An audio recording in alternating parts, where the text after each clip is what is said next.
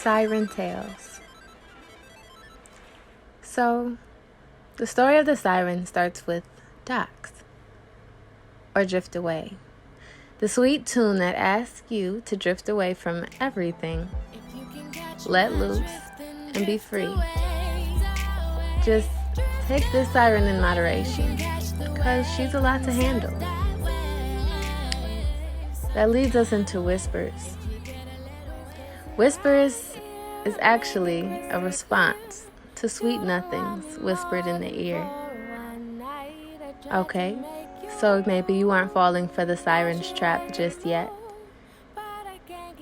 It's okay, because there's always l'amour noir, or black love. Even though the siren's victim hasn't yet fallen for it, l'amour noir paints this beautiful picture of a black couple and all the love that could exist. Come with me, yeah, baby. Get lost in this spell that we call spellbound. Slowly the siren lures, almost as if she is casting a spell.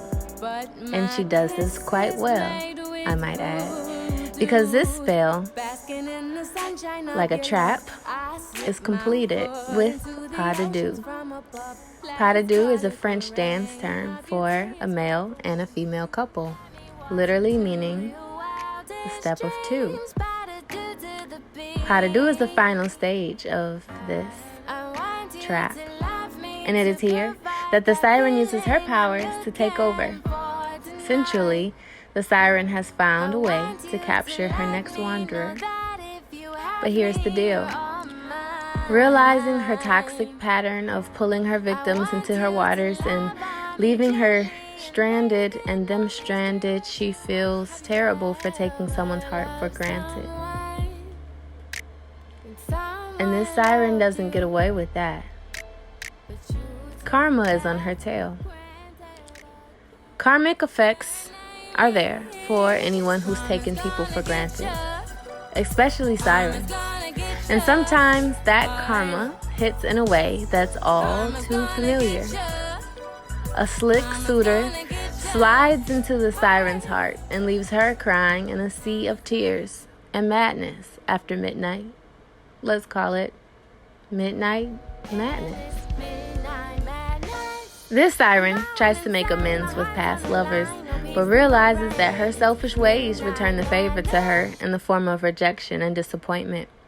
Confused, she doesn't know whether to be friends or enemies, or frenemies.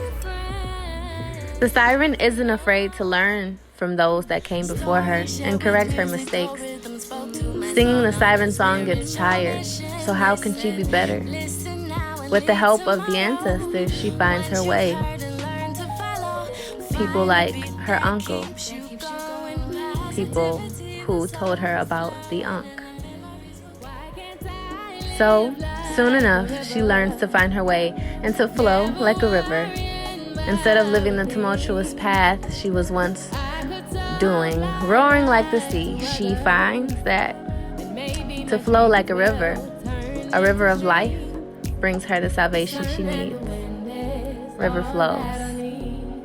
And this has been the Siren's Tale.